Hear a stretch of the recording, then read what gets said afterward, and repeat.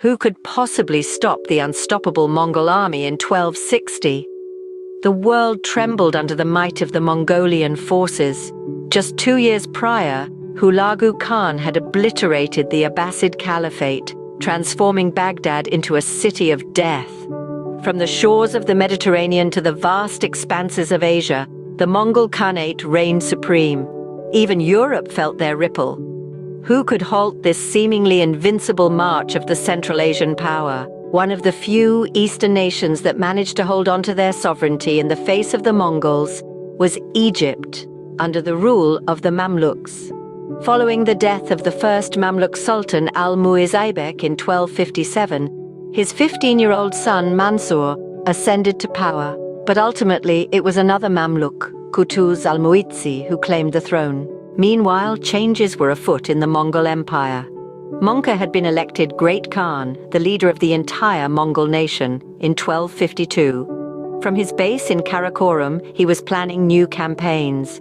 His brother, Hulagu Khan, was tasked with permanently incorporating the vast regions of Central Asia and South Caucasus into the empire. The fall of Baghdad was part of this campaign. The Mamluk Sultanate had its sights set on Syria, leading to a clash with Hulagu's forces in 1259. At the time, Syria was a patchwork of small city-states, primarily under the rule of the Ayyubid dynasty, who the Mamluks had ousted to secure Egypt. 3 key Ayyubid princes held sway in Syria. Al-Nasir Yusuf ruled Aleppo and Damascus, Al-Mansur Muhammad held Hama, and Al-Mughith Umar was in charge of Karak. Both the Mamluks and the Mongols sought to bring them to their side. Umar sided with the Mongols and Mansur with the Mamluks. Yusuf, however, did not fully support either side, leading to the first wave of attack on him. The Mongols decimated Aleppo and then set their sights on Damascus. They sent a message to Qutuz, demanding submission to the Great Khan or face destruction. Qutuz responded by executing the Mongol emissaries and leading his forces to battle. The Egyptian army numbered between 10 and 15,000 soldiers. In contrast, Hulagu's forces were among the largest of the era, including not only Mongols but also Christian and Muslim rulers who had joined his cause, totaling nearly 1 million men. However, news of Mongke Khan's death forced Hulagu to return to Karakorum to participate in the election of the new Great Khan. A large portion of the Mongol forces also left for the present-day Iran region, the Ilkhanate of the time, due to a lack of sufficient provisions in Syria.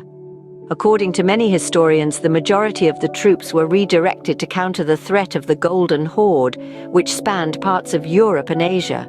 Its ruler, Berke, was of Mongol descent but had converted to Islam and held a grudge against Hulagu for the massacre in Baghdad. In the face-off with Qutuz, Hulagu left behind a force of 10 to 20,000 soldiers under the command of his assistant, Kitbukha. This army was obliterated in the Battle of Ain Jalut. Some say that it was here that the Mongols' westward march came to a halt, marking a turning point in history. It's important to remember that the Mamluks did not face the full strength of the Mongol army at Ain Jalut, and it was not unusual for the Mongols to return after such a defeat.